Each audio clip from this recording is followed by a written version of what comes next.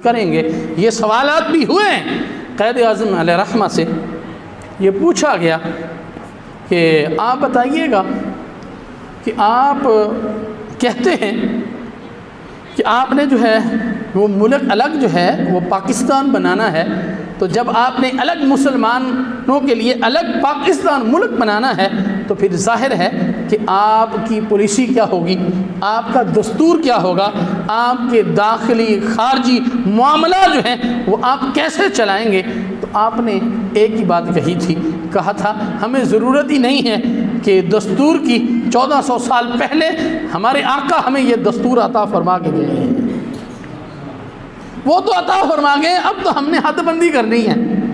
حد بندی کرنی ہے کہ یہ مسلمانوں کا ملک ہے اور یہ مسلمانوں کا نہیں ہے، تو ہم نے حد بندی کرنی ہے۔ دستور تو میرے آقا علیہ السلام جو ہیں وہ عطا فرما کے اس دنیا سے تشریف لے گئے ہیں، دستور تو وہی چلے گا۔ تو سامعین محترم، یہ الگ ملک جو ہے وہ حاصل کرنے کا مقصد بھی یہی تھا کہ یہاں نظام مصطفیٰ جو ہے وہ نافذ ہو جائے، میرے آقا علیہ السلام کی شریعت جو ہے اس کو نافذ کیا جائے۔ تو سامعین محترم، یہ ملک ویسے ہی نہیں آ گیا، بلکہ یہ میرے آقا علیہ السلام کا فیضان ہے اور حضور علیہ السلام کی نگاہ عنایت ہے اس ملک پاکستان پر۔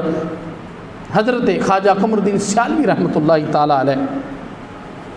آپ سے پوچھا گیا کہ حضور آپ نے جو ہے وہ مسلم لیگ کا ساتھ دیا، اس کی کیا وجہ تھی؟ تو آپ اپنے خواب بیان کرتے ہیں، فرماتے ہیں کہ میں رات کو سویا،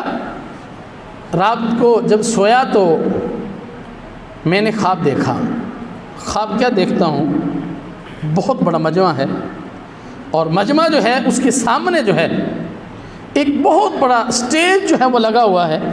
اور بڑا اونچا سٹیج ہے۔ کہتے ہیں کہ ہم مجمع کے اندر موجود ہیں تو فوراً جو ہے وہ سٹیج کی طرف سب کی نگاہیں جو ہیں وہ بڑھیں، تو کہتے ہیں کہ سٹیج پر حضور علیہ السلام تشریف لے کر آئے، اور ساتھ جو ہے وہ خلفائے راشدین ساتھ تھے، اور حضرت علی المرتضیٰ رضی اللہ تعالیٰ عنہ کے پاس جو ہے کہ جھنڈا تھا انہوں نے پکڑا ہوا تھا۔ تو علیہ السلام نے وہ اپنا خواب بیان کر رہے ہیں، کہتے ہیں کہ حضور علیہ السلام نے ارشاد فرمایا محمد علی کدھر ہے؟ کہتے ہیں کہ محمد علی جناح علیہ رحمہ